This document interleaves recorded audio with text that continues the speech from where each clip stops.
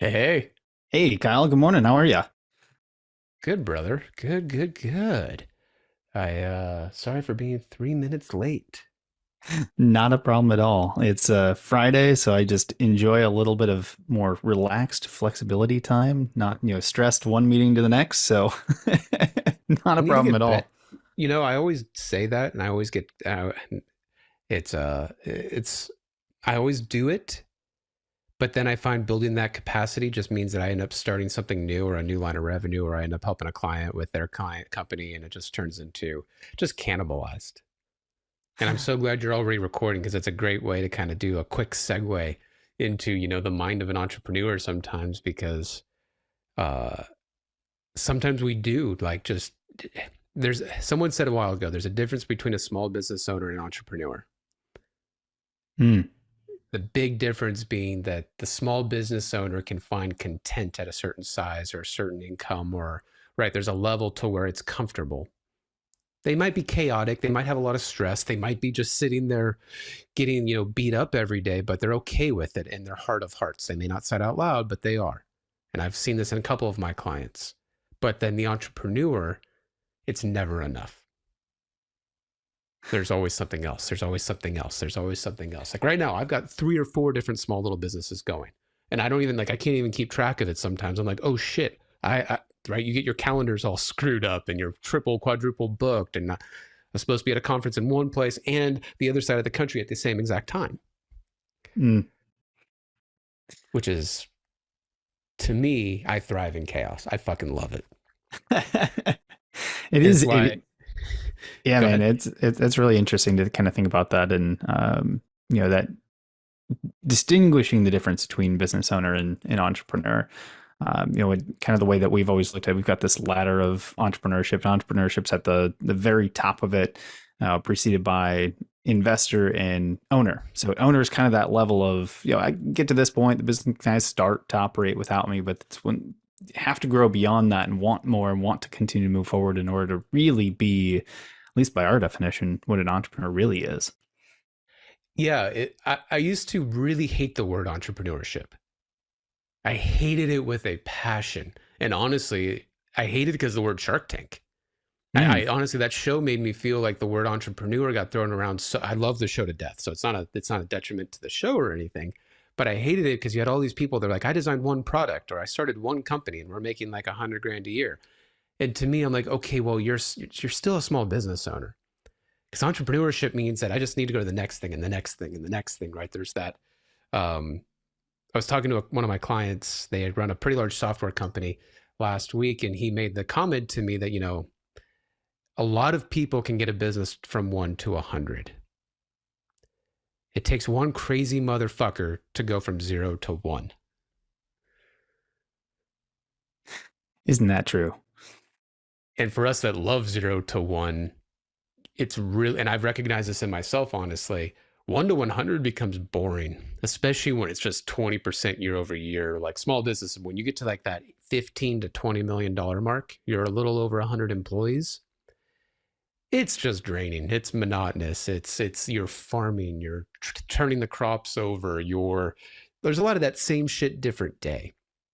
It's a totally different CEO at that point because you have to be comfortable at 20% year over year, which I know to a lot of people's like, I wish I could fucking hit 20% year over year, right? But that's the cadence that a actual hired CEO is expected to output, right? They report to a board or an owner. But then that person to get it to that point, that's what's fun for me. And I recognize in my own self, all the businesses I started or in a lot of the turnaround projects I took over, when it got to that farming and manicure stage, I got bored as shit. I got so damn bored that what would I do? I'd start tinkering. I'd start pissing people off. I'd start changing processes because whatever, it's something to do, right? I'm going, I don't want to do this anymore. I want to find the chaos or I want to get into marketing. Next thing you know, you got me on some webinar or podcast and I'm starting to sell a product we don't even do. Now that just sounds like fun. Creation on the fly as you go through, start to come up with things and sell it. I love it. Well, what you can draw an easy parallel to it. So, if you've ever noticed, Ian Fleming always wrote James Bond episodes that start with the end of his last mission. Hmm. And the reason he did it was he wanted the book to instantly start with motion, energy moving forward, progression, things going forward. And it's an interesting lesson for entrepreneurship because there is a level to where when the motion slows down from the perception of the entrepreneur, it can feel frustrating. And I don't know about you, Tanner, but right, a lot of my clients or even my own businesses, that makes you feel like things aren't moving fast enough.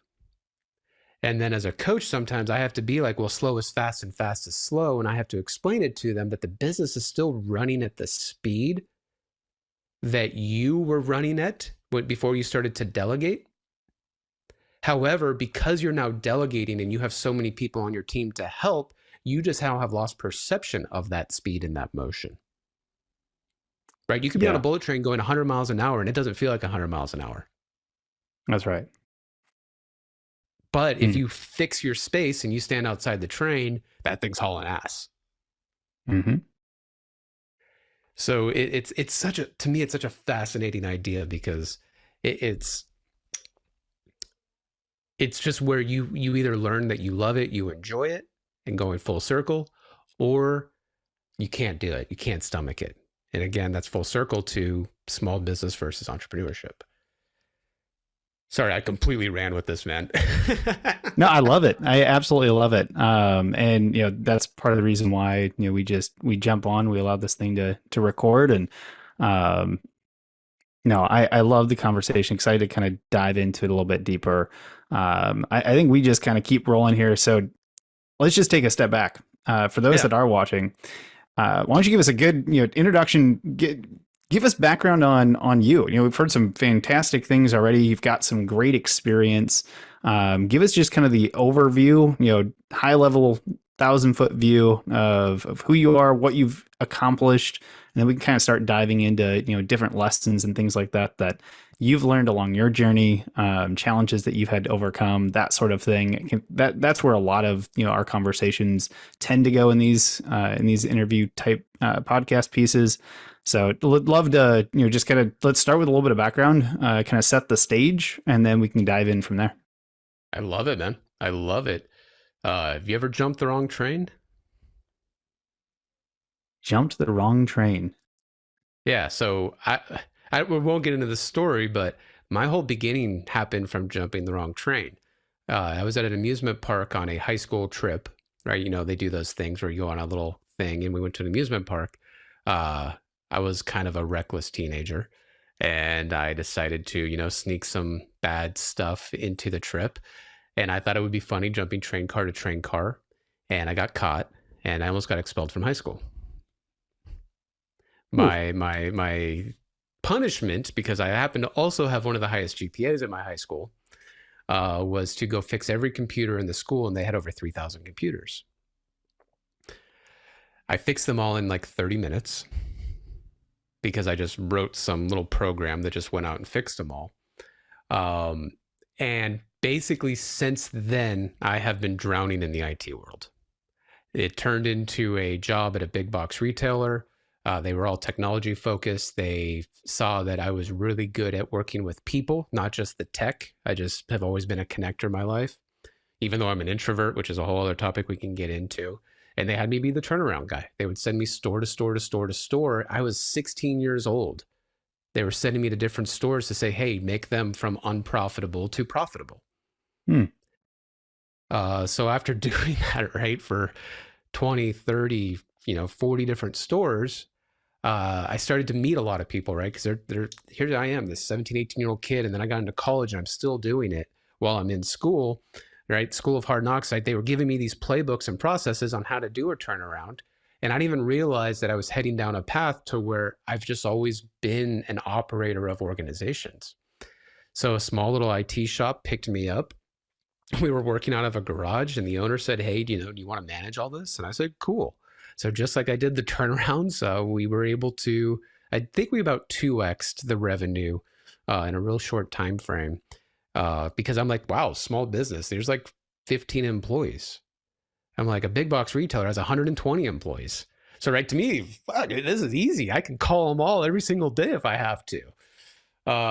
And my big one was in 2014, 2015. I had a small business with about 40 employees pick me up to help do a turnaround. And I was able to 3x it in a year and a half. So Beautiful. we went from 4 to 12 million, which then made me go, oh shit, I'm actually decent at this. Right. It was kind of like I had some ego issues in there. There's a lesson where I got fired, which was the best thing that's ever happened to me.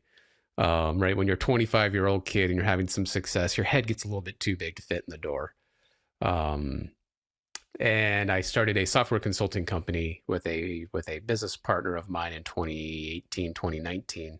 After I had done some EOS, entrepreneurial operating system stuff, some scale and up stuff, I started to get a little bit more disciplined in my education on how to do real business management. And from there, we were able to go from basically 4 to 50 employees during COVID. Just That's doing impressive. software consulting, small business accounting. We did some automation work for the IT MSP world. And yeah, last year I exited because I said, you know what? It got to that point again where it became that, 20% year over year. And I went, huh, I'm tinkering. I started to notice I was pissing off my business partners, right? By just the shit I would get frustrated about. Right. I'm high energy, right? So I'm easily going like, no, we got to do, right? Like I can turn into an asshole. I know that. So now I'm just kind of, I'm an enigma. I'm the freelancer. I'm the guy that's kind of bouncing around. I have a goal of 5 by 55, where I want to own 5% of 5 companies by the time I'm 55 years old.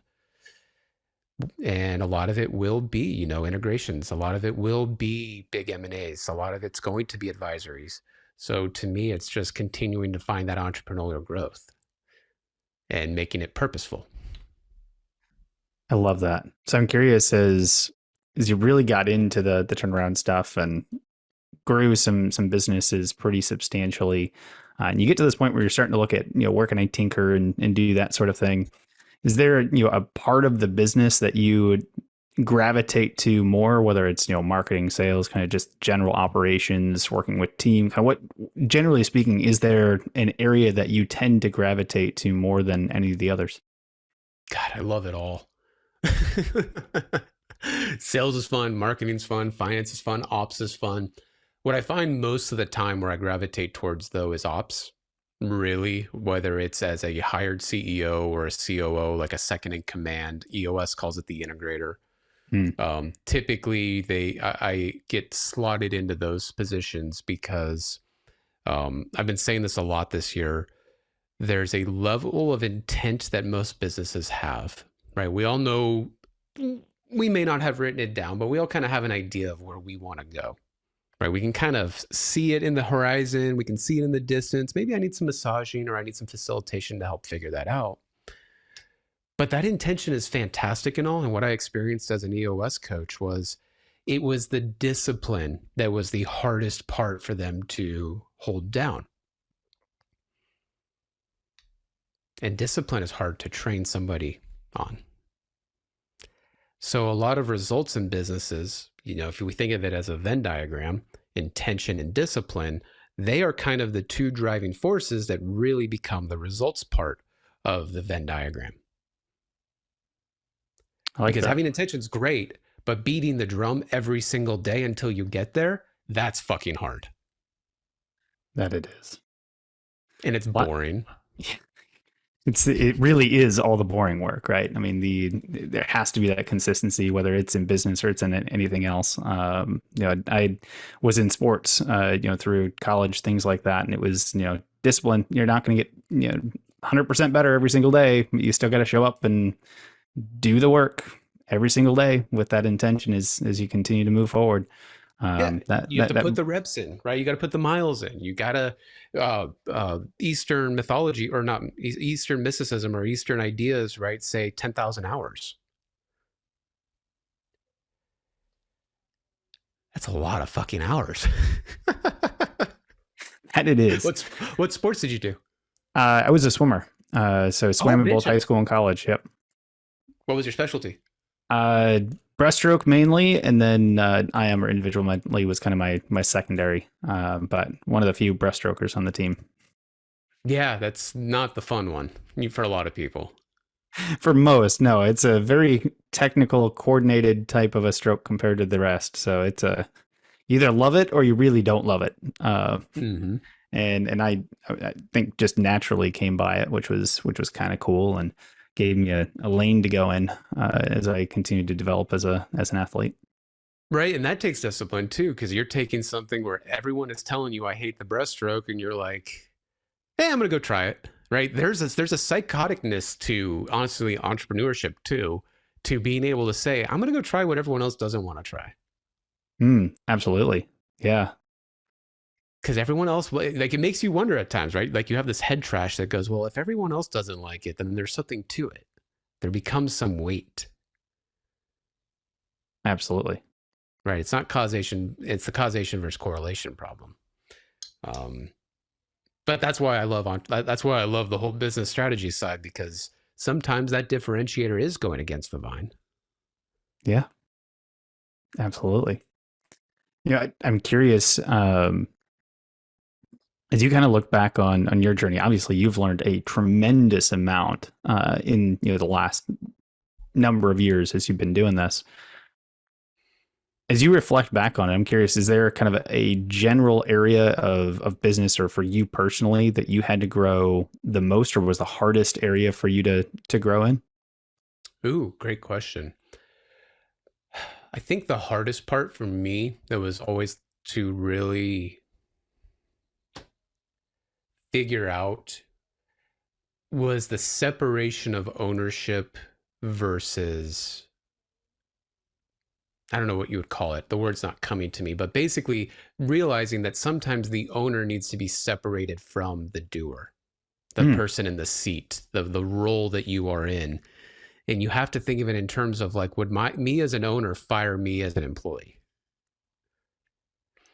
And it was also really hard because a lot of the turnarounds that I did, right, I was a hired CEO or a hired COO. And when, there'd be some form of sweat equity to kind of get into there, right, because they went, hey, I don't really have the discipline that you do, or the stomach for the discipline at times.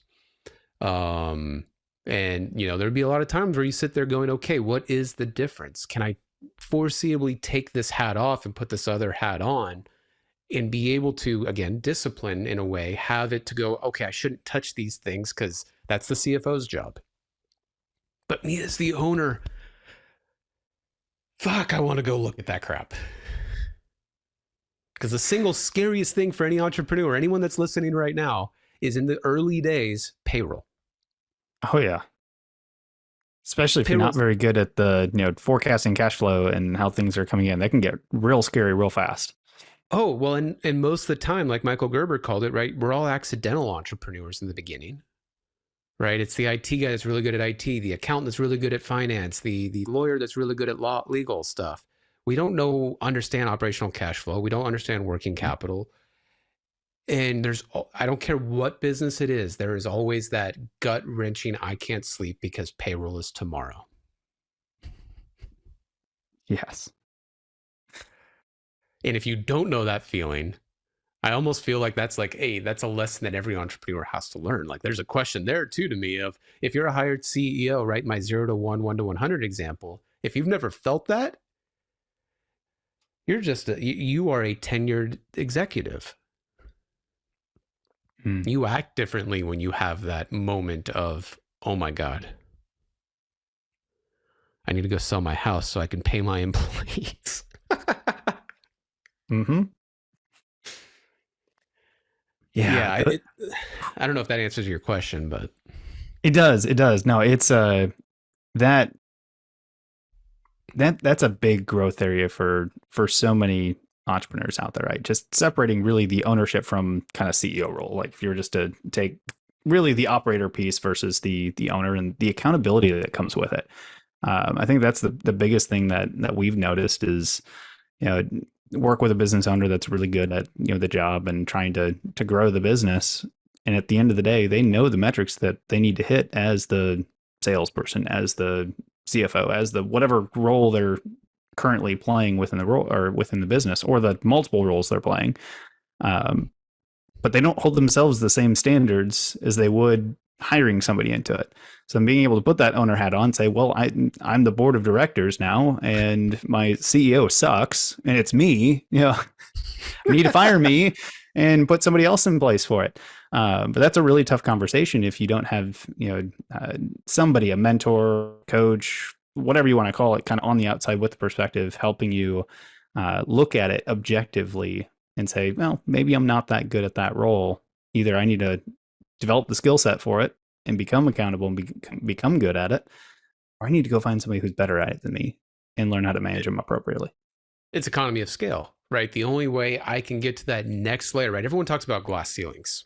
Everyone feels like these glass ceilings are there and they're holding me back, and there's no way I'll ever achieve this because of this fucking glass ceiling. It's an excuse. Most of the time, it's an excuse because you just don't have the stomach to take another risk to break through that glass ceiling, right? How risk prone am I to making decisions?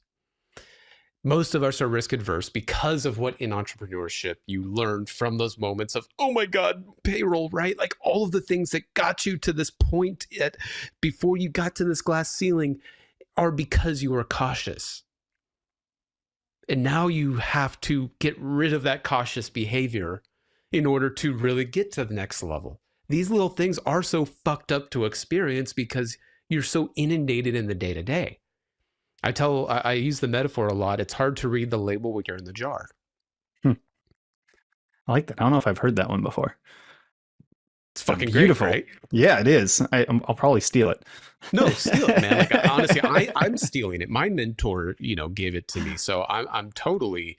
I'm not the one that originated that at all because, and I saw this so often too with other business operating systems out there or other coaching structures or paint by number business type crap. Is if you are sometimes the owner and you're trying to build a strategy for your business, you're sitting there with the book or the guide in front of you with your management team in front of you. And you're like, okay, guys, so it says on this page that next in building our business plan is we need to do this, this, and this. What do you think? Right? They're so focused about implementing, or they're so focused on doing it the right way, whatever the fuck that means, the pure way, that they themselves don't participate, right? They are now removed themselves from the jar to read the label, and then they get upset when the plan doesn't line up with what they want. Yeah, isn't that interesting? And there's no right answer to it, honestly. That's what's great about it. And that's what I don't know about you, man. You probably do because you and I are we're cut from the same cloth. To me, that's why I fucking love business strategy. I love figuring out where to go next. That's why I love the chaos. Because to me, being able to tell all these best practices, the paint by number stuff, whatever it is, to go fuck itself. Right. Being able to do that and say, let's go figure out how we want to do it. To me, that's the fun. That's the essence. That's that je ne sais quoi to being an entrepreneur. But when you're so focused on, well, the guy doesn't say what to do next. You have now conditioned yourself to hit a glass ceiling.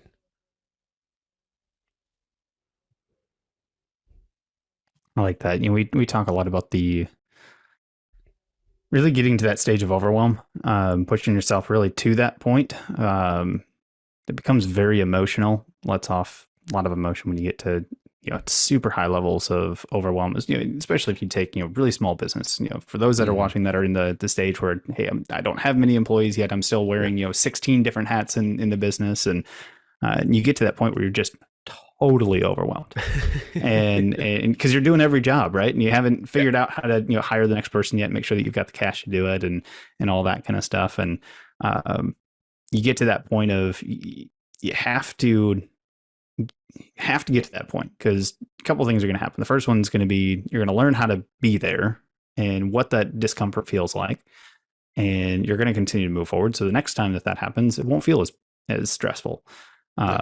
And two, you're going to be running an operation now that can scale, because now you didn't just load up on a whole bunch of team members and have no idea how to move them forward because you didn't know how to do it, didn't know what questions to ask, didn't have the right people around you. Yeah. Seen a number of those types of things, but that moment of pressure, getting to the point where you can kind of see what's beyond it, but you really can't because you're just completely filled with emotion and overwhelmed with that moment. Yeah. It's a weird thing, right? Because it's a start, stop, start, stop, start, stop, start, stop. You're doing the right thing, you're doing the wrong thing, the right thing, the wrong thing, the right thing. Like running a business, there's never a right or wrong. And I tell my clients this all the time. I even tell my own employees this all the time, right? If I'm developing a director, a VP, a manager, a mentor, right? I'm mentoring somebody on how to do something, right? Everyone wants to always do I don't know if I'm doing this right. Right? There's like you have like they feel like there should be a feel, like a gut reaction. It's like, no, there is no wrong. If we use a Jim Collins, there's a interview he did with Aerosmith. I think it was like the 90s he did the interview. Do you know who Jim Collins is? Yes. Okay. Good to Great, Yep. all that stuff. He did an interview with Aerosmith, and what he wanted to figure out was what did they do to write some of their songs? And what he found in writing this article and interviewing them is they did this thing called a Dare to Suck meeting. And what they did in this Dare to Suck meeting was they literally just they would just take random ideas, write them on Post-it notes or on some piece of paper, throw it on the table, and just be like, all right, here's a bunch of ideas for a song. And if you think Aerosmith songs, a lot of them are pretty out there, right? Love in an Elevator and all that stuff. So that was their process. Is like there's no wrong answer. They all suck. All of these ideas are bad. Which one is just the least bad at the end of the day? Right? They wanted to break down that barrier of right or wrong and just say, who cares? Let's just try something. Let's just put something down and let's distill it down from there. And one of the quotes that I say all the time, which I think Churchill said, which was, perfection is the enemy of progress. Mm. Every idea as an entrepreneur is going to suck that you write. And then you make it a little bit better and you make it a little bit better and you make it right. The process of continuous improvement is what gets you from good to great, not from nothing to perfection. That's right. And I think that's what you're saying, right? With the guy that's 2 or 3 people is, yeah, you have 15 hats on, but I can tell you right now, you don't know what hats you're wearing. You probably haven't taken the time to say, I've got a SDR hat, I've got a operations manager hat, I have a accounts receivable hat on. You don't know which hats you're wearing because you're up to your neck in work. Mm-hmm. And you're not going to know what you're doing until you're probably 10 to 15 employees. Then you might be able to start strategizing and saying how many seats are in my company, that now I can identify all the hats I'm going to wear. Now I can decide, okay, I'm going to take this hat on and put it on little Johnny. It does take a lot of that experience to grow through it. Well, sometimes just the cash flow, right? To bring on a business coach or bring on a strategist or bring in a second in command type person that might have that experience. Like you mentioned, right? If I'm not good at it, maybe rather than a coach, I hire a CEO that's experienced. Well, you need enough cash flow to be able to bring on any of those ideas. Mm-hmm. Yeah, there's videos and books and all that stuff, but when are you going to read it? When are you going to put it into practice? When are you going to have enough discipline to see it through? Don't just abandon the plan because, you yourself didn't have enough discipline. Hint, hint, most entrepreneurs, you guys suck at writing things down. You suck at documenting things. You suck at following process. Get over it. Find people that will do it. Mm-hmm. Great book, great call to action, great thing for anyone listening. There's a book called Who, Not How by Dan Sullivan and Dr. Benjamin Hardy. It's probably the book I'd recommend most to any growing organization because he really goes into 3 pillars of freedom for any entrepreneur. And essentially, it's freedom of time, freedom of cash, freedom of choice. But getting over those hurdles, and I might have got the order wrong, but the whole idea, right, is figuring out how you can build into that next step to go from an entrepreneur who said, fuck it, I can do this better than my current company, so I'm going to start my own business because I'm the best accountant you've ever seen, to, oh my God, I have too many clients, to, okay, I've got enough employees to manage my clients, but I haven't spent any time with my wife at this point in the last 6 months, to, Okay, my company's running itself. So there's a little good tidbit for everybody. I love it. And for those that are watching, I'll make sure to put that in the description below. Who, not how. Who, not how. Sounds Make like an sure to go upper grab six that book. book. Yeah. The uh, audiobook's actually really good too, because they have a little dialogue in between chapters. oh, that's beautiful. I love the audiobooks that have that. Mm-hmm. Just gives like a little extra context that, A little extra as you go context, through. contextualization matters, right? How they got there, types of things. Dan Sullivan's been doing it for years. He's one of the original, I think, business coach guys in the world. I think he even helped Gerber and Gino Wickman and Vern Harnish and all those guys. Beautiful. So So I'm curious as you look on your journey, and I'm sure there's a ton of different maybe answers to this question, but um, has there been we'll call it a defining like hurdle that you had to overcome on either any of the turnarounds or just anything that you've kind of been on in your journey of entrepreneurship, kind of we'll call it memorable, quasi defining? I mean, like, doesn't have to be something that was just like, oh, this type of thing happened and it was, the biggest thing ever. But something that just, stands out in your mind in terms of, hurdle, roadblock, something that you came up against and had to overcome, learn to overcome, that has really helped you become who you are today. one of the predominant themes, right? Because a lot of the stuff I do is fast-paced growth. That's been the common theme in my career. Is when you want to go from unprofitable to profitable by definition for your industry, right? There's a lot of speed in that. And one thing I've even had to recognize as a coach or as an entrepreneur or as a hired gun, you have to really make sure your team is aligned with the speed that you want to operate at. Because while Kyle, the guy that only wants to 3 to 5x because that's the speed that I go, what, cool, this is fun. Not everyone in your company has the stomach for that. Not everyone on your team has the ability to pivot and change and move like that. Not every business partner has the aspiration to invest that much of their own time in that. And when you start to have that deviation in the speed that you want to operate in, without that clear definition of where we want to get and how long, you will either tear your company apart, you will ruin your relationships with your business partners, you will possibly even to a point get your own self ostracized from your own organization. And you're just setting yourself up for either your own crisis, which is kind of what happened with me a couple stages, right? Lots of anxiety and panic attack. If am I doing the right thing? Everyone's upset at me. Yeah, we have record profits and growth that we've ever had, and everyone hates me for it. Right? There is that level to where sometimes you have to make sure that you are so aligned with everyone on your team and they all buy in, because you can't do any of these things without having a team. You cannot do it yourself. There's not a single great business out there where some guy put it on his own shoulders. So if you do not have the design process of your strategy where the entire management team and the entire team buys in, then someone will be working against you. So what do you believe in your experience, what has been the kind of the best ways to work towards alignment with the team on kind of the direction you want to head? Right, this is where that discipline and intent, now we're getting away from the discipline circle, we're getting into the intent circle. The intent circle is spend a lot of time building your business plan. Spend a lot of time building out that intention. Bring everybody into the discussion. Bring your team, bring your business partners, bring your wife, right? Bring everyone into the decision and, chunk it out, right? There's plenty of things by Jim Collins. There's plenty of things by Gino. There's plenty of ways to figure out what a business plan should look like.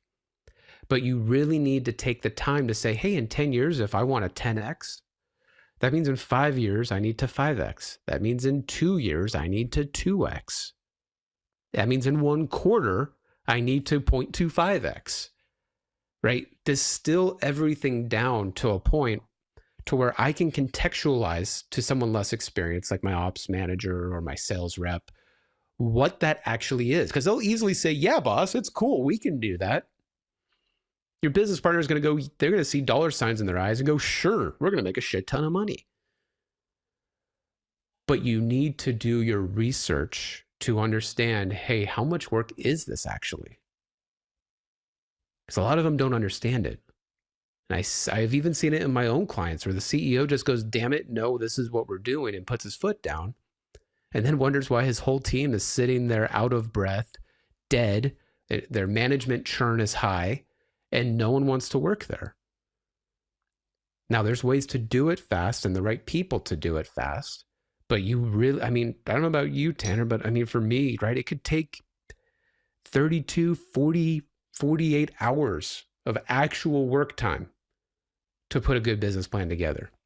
I've had some where it's taken me 6 months to write a decent business plan, right? Because then I have to do, they want to do forecasting and budgeting because they're PE backed, and that PE is saying you need to grow at this rate. That's not a choice anymore because they sold their soul to private equity. So, right, you really need to build a plan that's like, no, right, this goes into the discipline category now to where we are only doing what is in this plan. Yeah. That's a big So one. yeah, to me, like that is that level to where you can't just write it off, and you also can't just throw it in the desk and let it collect dust. Yeah. Business plans, whether they're 90 days, they're for the next year, they're for whatever. They're meant to be action plans. They should be looked at minimum weekly, if not daily. I know that's been our practice in our business specifically. Is we're looking at our plan pretty much daily. Like what needs to be accomplished today to be on track with it. That level of granularity and consistency to the plan. And you're not going to do that in a 2-hour meeting. No, not at all. It takes some time. I mean, annual planning and longer, couple days usually. Yeah, really focused effort, really focused work, but that discipline of sticking to the plan, not just on what's on it, but what's not on it. What is the saying? You tend to overestimate what you can do in a year, but underestimate what you can do in 10. The number of business owners that tend to put tremendous amount of things on for the next 90 days. It's like you don't have time to accomplish 90% of that, and stick to what we are able to put on the plan. It's really critical. Otherwise, you get off task, you lose sight, you lose focus, and everything else tends to suffer because of it. Man, that just sounds so boring to do that much planning.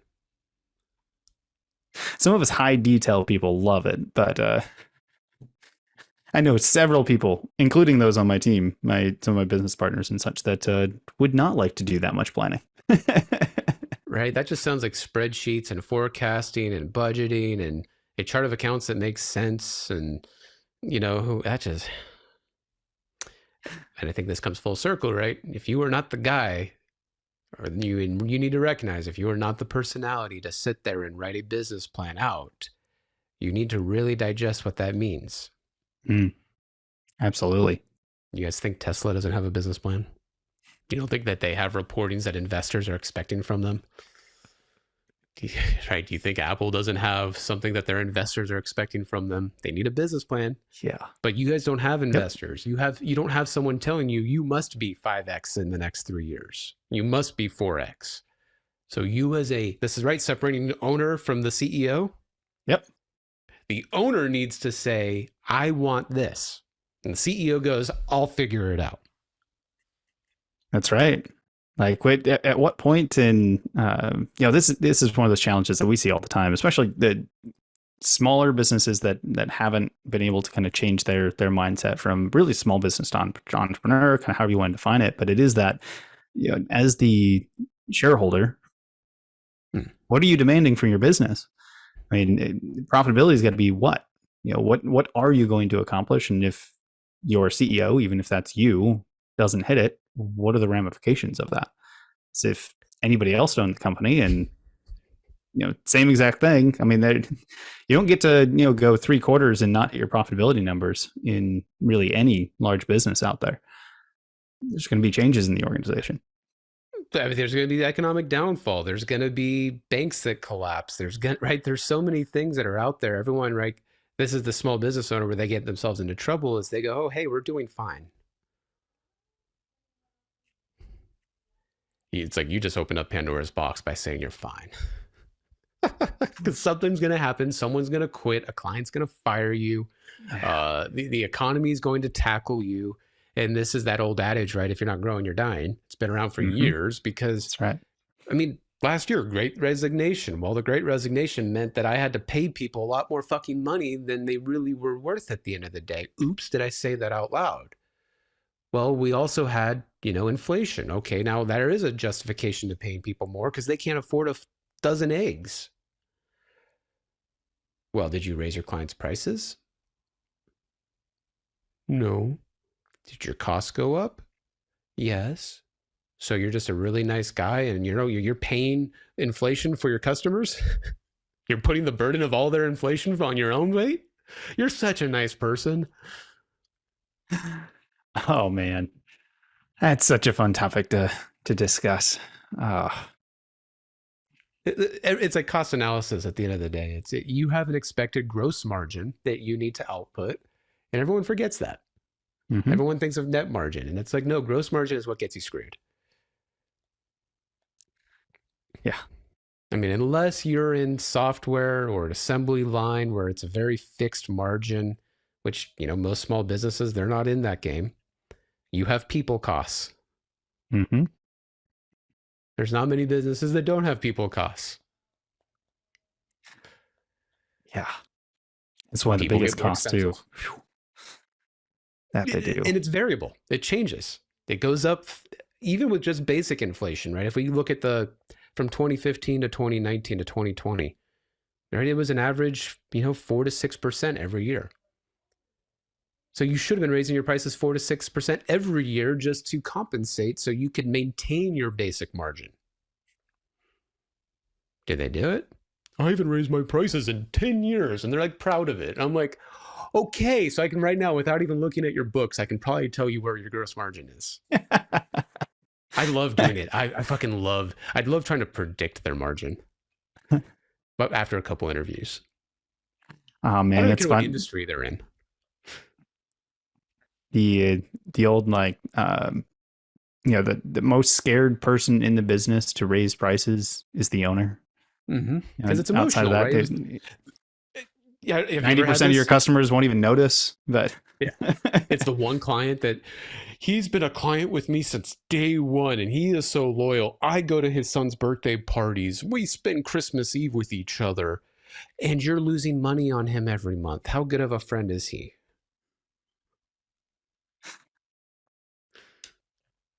yeah, that puts it in perspective when you ask that type of a question. Problem is most business owners don't know that answer. They don't realize they're losing money. No, because Per they customer. hyper focus on macroeconomics in their business. They don't look at the micro, and they don't look at things like what is your profit per client per month, right? Going back to Jim Collins, profit per X. This was a concept in the Hedgehog concept in Good to Great, another book everyone should probably read, right? Most of us aren't going to create good to great companies. That's not going to happen, right? 30 years of on top. Yeah, I don't even know if that exists anymore. And he asked that same question, but you have to understand that each one of your clients needs their own level of gross margin. Mm-hmm. And as you grow and scale, that client you signed 4 years ago is probably not the right client for you. That client that you signed today will probably not be the right client for you in 3 years from now. So there is a good amount of client churn in your business.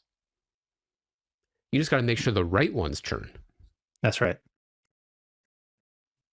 Those lagging indicators to the left of the bell curve, you want to find a way to make them churn. We always talk about segmenting the database, basically A's, B's, C's, and D's, rank all of your clients. And, those that are C's and D's, those that don't pay on time, that aren't profitable, that just are always complaining about everything, get rid of them. Keep the, 20% of your clients that bring 80% of your business. Just because they're a D client for you doesn't mean that they're not going to be an A client for somebody else. Find them a better fit. It completely changes your business overnight. It's And you don't have to amazing. make it gross. Like, so many people think it's a gross conversation. I'm like, no, if you proactively manage your clients, if he's that good friend that you go to, his kids' birthday parties, I'm sure if you called them up and said, hey man, we got to talk. This is me as a business partner. This is not me as your friend, right? We're starting to do some price changes and it's come on a report that you are our least profitable client. Can we have a conversation? I guarantee you can make that right there. That example, use it. He's going to be cool because he likes you. He's your buddy. If he's your buddy and you're losing $5,000 a month on him, he's going to be like, dude, fire me. Or two, raise my prices, right? That's the only two way that conversation is going to happen. And honestly, if he gets upset about it, you need to reevaluate your friendship choices. But right, like there is that little bit to where I do this thing where I make some of my clients for their account manager teams. I call it a top five, bottom five, but the numbers are relevant.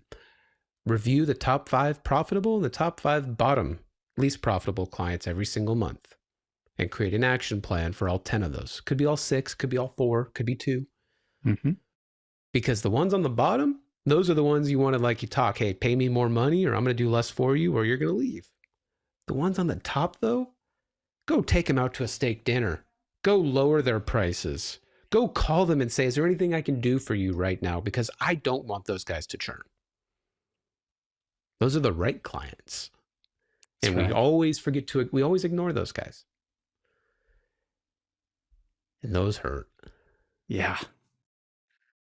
It's And you're creating. don't ignore your clients. That's a big one. I mean, what is it like? Oh man, I can't remember the exact statistic, but it's like what 60-70% of clients who leave in general, their reason for leaving is perceived lack of caring. They just they don't know that you care. Conversation has been had, things like that, especially when you get to the top grade clients. Oh, in the service world, like IT, right? It's because we didn't hear from you, there must not be any problems anymore. Well, it's like, no, I spent the last 6 months making sure your shit worked so it wouldn't break, and I'm doing proactive management behind the scenes now.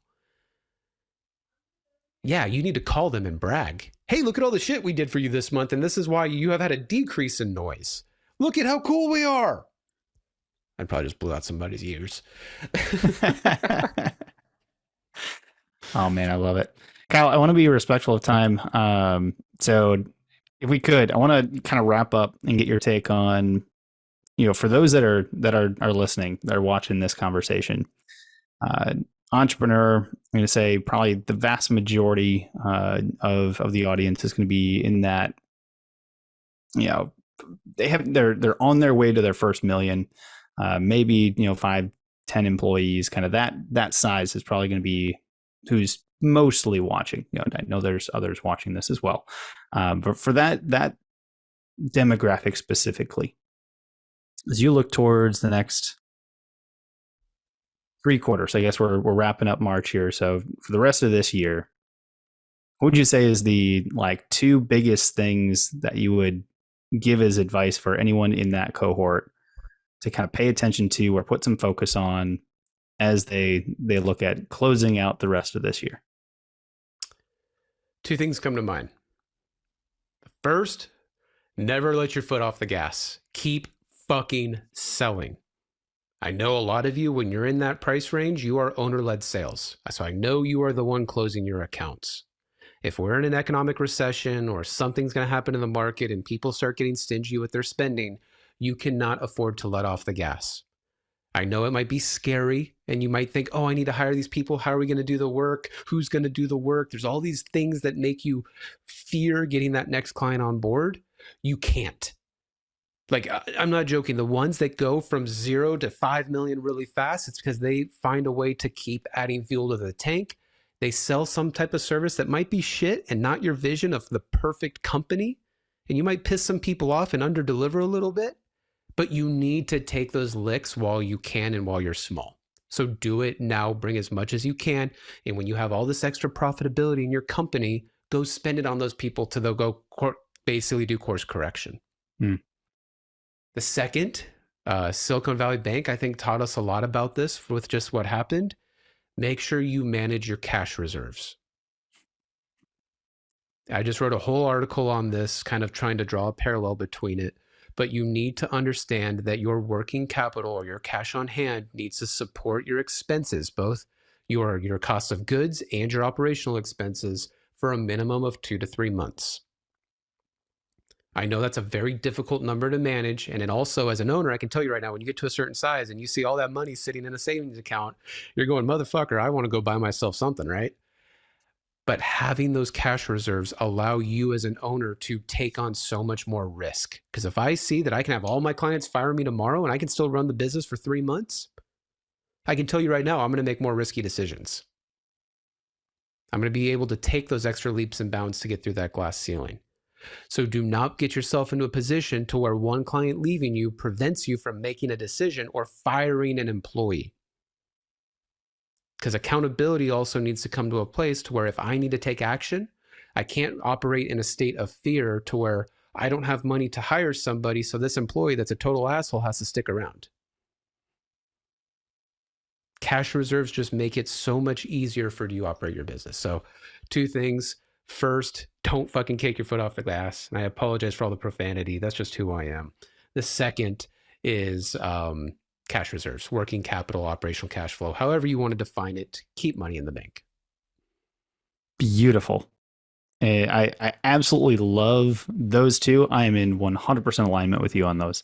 Um, Sales and cash. Cash is the big one. I think many of us forget about. And uh, worst case, everything is wonderful economically over the next 9 months, and you still have 3 months of cash in your account. Yeah. That's a pretty good position to be in. Yeah, I might go hire that extra person to, always now be one in front of my clients, right? To have that little extra reserve to deliver better service.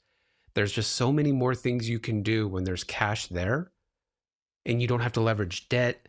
You don't have to take a pay cut, right? You don't have to fire somebody to try the next big thing, right? There's just so much that the businesses that I have grow the fastest are the ones that have cash. And you're going, well, how do I get cash? Raise your prices. Yes, sir. Problem solved. That's right. I love that. Well, Kyle, I've appreciated this conversation. It has been a lot of fun just to kind of chat a little bit differently about your experience, some of the things that you've seen. You bring something that's a little bit different than many of the guests that I bring onto this, and I just appreciate it. Want to say thank you for taking the time to sit here and chat with me today. And thanks to Greg for putting us together, man. Yes, huge shout out to Greg. So Greg, if you're watching this later, thank you. Great connection, love it. It's been a lot of fun. So thanks again. Cool, man. Well, have a great weekend, everybody. Add me on LinkedIn or whatever, right? I'm always whoring out these ideas. I love it. No, we'll make sure to put LinkedIn profile, all that kind of stuff, book recommendations, all that will be in the description below. So for those that are interested, connect. Totally connect. Let's do it. Cool, man. Well, take care. You as well. Thank you.